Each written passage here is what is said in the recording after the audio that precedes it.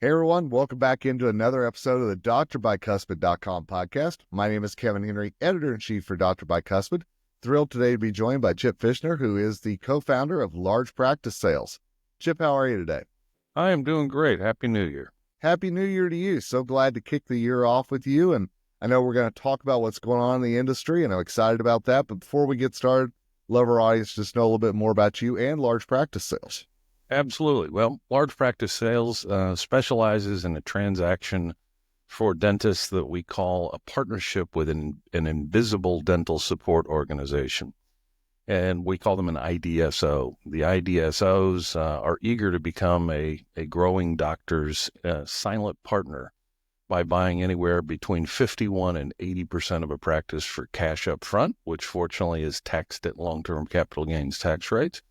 And the doctor continues as an owner, leading his practice with his brand, his team, his strategy, and most importantly, full autonomy. There are a lot of groups out there that talk about clinical autonomy, but we specialize in the transactions where the doctor is truly going to use the invisible DSO as a support mechanism, certainly a way of getting some liquidity, which could be valuable in today's economy. But the invisible DSO is not going to tell the doctor how to run their practice. They're not going to tell them who to hire, who to fire, what procedures to perform, what payers to take, or what products to use. They are truly going to be a silent partner with the resources. And their goal is to help their partner practices grow bigger, better, faster, and more profitably, and they'll reduce the administrative burdens on the doctor. So the invisible DSO is a great partner. And the invisible DSOs, of which there are over 1,000 in the U.S. today, are growing rapidly. In 2024, we estimate that almost $8 billion of new capital was invested in invisible DSOs across the U.S. And fortunately, last year and today, they're using that new capital to pay high values for their partnership interests in great practices across the country. Just last quarter, we did almost $200 million of these partnerships, and of that, $110 million were completed at new record values. So the good news is if you have a growing practice, it's very valuable today. That's fantastic news, I know, as we enter into the new year. And I'm curious, is the aspect of the full autonomy, is that the biggest question you get about the invisible DSO and how they work? Yeah, 100%. Because there are over 1,000 invisible DSOs out there today, we consider less than 100 of those qualified to bid on our clients. And that full autonomy piece is really important. There are lots of them that will talk about autonomy, but they functionally want to run your practice and you do dentistry. And the invisible DSOs that are the great ones, the ones which your ownership stake will grow in value dramatically over the years, are those which become a doctor's silent partner and let the doctor do everything. They take away the administrative function, but the doctor's still making the critical decisions in his practice, not just clinically, but from a business perspective. And are there certain parts of the country where this works better, or urban, rural, anywhere? Is this a good aspect? No, it's national. We did, I don't know, we did transactions in 24 in probably 30 different states with dozens of different invisible DSOs, and very rural becomes challenging for a single doc practice, but a multi-doc practice can get an extraordinary value even if they are, quote, rural. So invisible DSOs are in all 50 states today, and they are in your neighborhood. You just may not know it because your practice still operates under your brand, and therefore you probably have invisible DSOs all around you, and you just don't know. You talked about the growth at the last quarter of 2024 and how impressive that was. Do you see that cascading then into 2025? Yeah, I do. I do because, A, there's plenty of capital looking for great practices. Now, certainly the invisible DSOs have become more selective in their partner opportunities. They're interested in practices that are growing, both bottom line and top line, which is tougher to do today with inflation and recruiting challenges. But if you've got a great practice, it's going to achieve a record value today. And I think that will continue into 2025 as I believe that we have a bubble in the equities market. And as that bubble pops, I think a lot of people will be eager to access liquidity in our current low tax environment. Yeah, we're on today with Chip Fichtner, who is the co-founder of Large Practice Sales. And Chip, what are some trends that you watch as we head into this new year and things that you want to make sure you're keeping your finger on? It's probably one of the biggest trends today is the importance of the age of the doctor. We've completed over $1 billion of these partnerships in the last 24 months. And of that, $150 million were for doctors in their 30s. Many people have the perception that partnering with an invisible DSO is something you do at the end of your career. And the reality is that's no longer true. We have many young doctors that are eager for an invisible DSO partnership because they get to access the partner's resources and capital to expand and grow their practices, which is attractive to young doctors. So the corollary to that is if I'm an invisible DSO and I'm looking for a long-term partnership, I'm more eager to do one with a doctor who's 38 than with a doctor who's 68.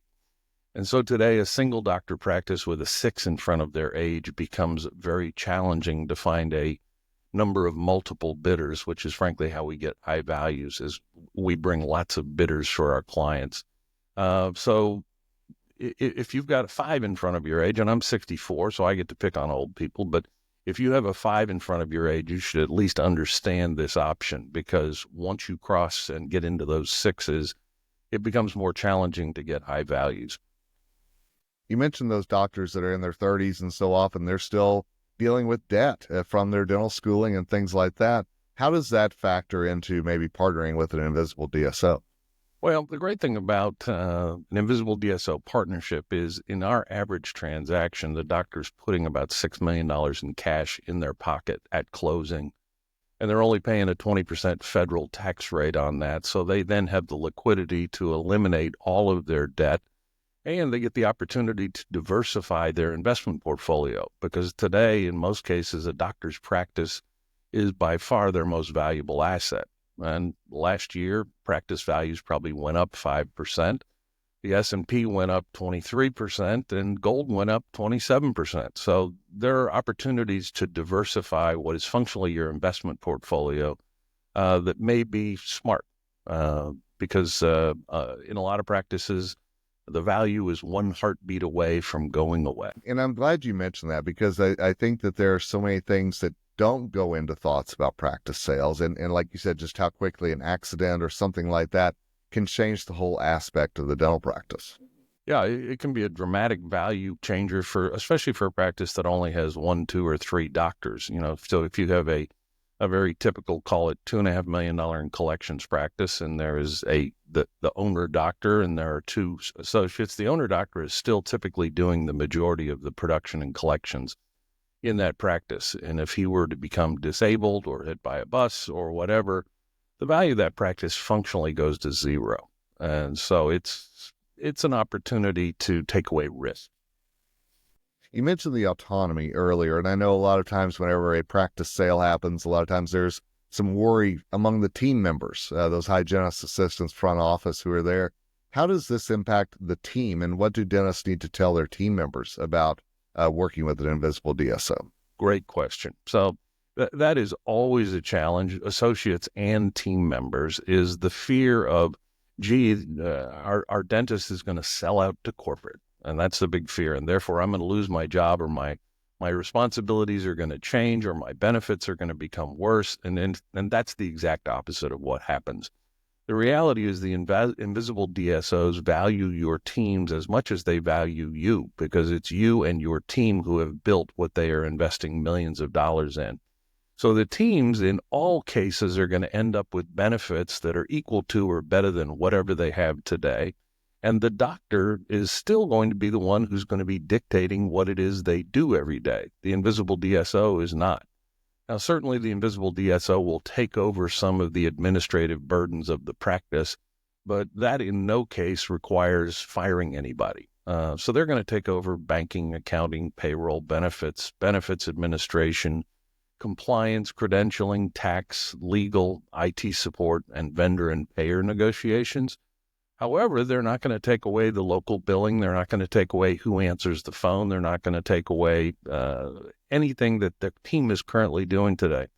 And the benefit for the team is, in some cases, they have great opportunities to grow. And in some of the invisible DSOs, the team has the opportunity to become equity holders such that they have the same upside opportunities that the doctor does. And the reason they've done that, which did not happen a lot pre-COVID, but because of the turnover and because of the recruiting challenges, several of the invisible DSOs are now offering equity to those team members. So in all cases, the invisible DSO partnership is a good thing for the team members, and certainly they're still concerned. And so what we do in our process is once the doctor gets down to the final bidder, long before they get engaged, meaning they set up a deal and get started on the due diligence, et cetera, we at the doctors, if the doctor is interested in doing it, can put the team members or the office manager or the doctor's wife or husband on the phone with peers at other practices that have done these transactions with the particular invisible DSO that he's considering partnering with. And so they can have a peer-to-peer conversation, nobody else on the phone, and ask the questions. What changed? What didn't change? Are you glad you did it? Did they do what they said they would do? And so in probably 98% of the cases, that assuages the concerns of the team members and the other interested parties, including the associates. So it's a fear that doctors have, which is unfounded if you choose the right partner. Now, keep in mind, there are plenty of invisible DSOs and DSOs, for that matter, that life can become miserable for the team members. So if you choose wisely, it's going to be a great upside for everybody. If you don't choose wisely, that's how you hear the horror stories of the. So that makes me want to ask you, what's the one key that you think in choosing wise? There's really not one. There are multiple keys in choosing wisely, and it takes a lot of research. I mean, we keep something that we call the blacklist, and the blacklist consists of the 900 invisible DSOs that we won't allow to bid on our clients. And to get on the blacklist, there's a long list of things that you do. So, for instance, if you don't have the proper financing to grow your invisible DSO and you don't have the right financial backer, there becomes no upside in the equity that the doctor is retaining as a part of one of these transactions. And that's one of the reasons doctors do these, is when you choose wisely, the value of that ownership can go up dramatically. Just last quarter, we had over 50 of our clients who had partnered with a particular invisible DSO over the last 7 years, saw the value of their equity increase in a couple of cases by 10 times. And even for doctors that had joined this invisible DSO just 3 years ago, saw the value of their retained ownership grow by 300%.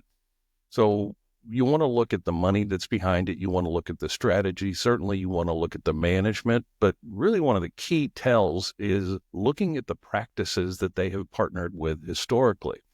And so when we see an invisible DSO that has partnered with doctors that we have declined to take as clients, that's a black flag. That's if we wouldn't take them as a client and the invisible DSO partnered with them, that doesn't say a lot for the invisible DSO. And last question for you, Chip. We talked a minute ago about the team members and the possibility of them maybe earning some equity in this as well. Is it something that doctor can then use that as a potential difference maker whenever they're hiring and really a pull to bring that team member on and maybe fill a vacancy? You bet. Absolutely. And what it does is it keeps the team from going down the street to another doctor for an extra $2 an hour. Once they become equity holders, they are locked in. They have what we call the golden handcuffs. And this is true of associates as well. So it is a great recruiting and retention tool. Fantastic. Well, Chip, I'd love for our audience to know a little bit more of how they can reach you and how they can learn more about large practice sales. Yeah, I urge every doctor to go to largepracticesales.com and contact us, and let's have a conversation. I love talking to doctors because I learn something from everyone every single day. And I think in 24, I talked to 1,200 different doctors. And I promise that I learned more from them than they did from me. But every doctor should understand the invisible DSO opportunity because, as I like to say, you will either join one or compete with many. And they have a lot of resources. They're paying 30% less for supplies than you are. They're paying 50% less for implants than you are. They're paying 10% less for better benefits for your team members than you are. And the real change since COVID is that the bigger invisible DSOs are getting reimbursed at higher rates from insurance companies. And that can make a huge difference because that increase in reimbursement falls directly to your bottom line. So, largepracticesales.com. My name is Chip Fichtner, and I'd love to have a conversation with you, and we'll both learn something, I promise. Chip, I know I learned a lot today, and I really appreciate your time. It was a great way to start off the new year. Thank you. Have a great 25. Absolutely. And thanks to all of you who've listened to this episode of the DrByCuspid.com podcast. Absolutely. Now's the time to be thinking about your future and the future of your business as well. Until next time, it's Kevin Henry, host of the DrByCuspid.com podcast and editor-in-chief, signing off and wishing you nothing but success ahead.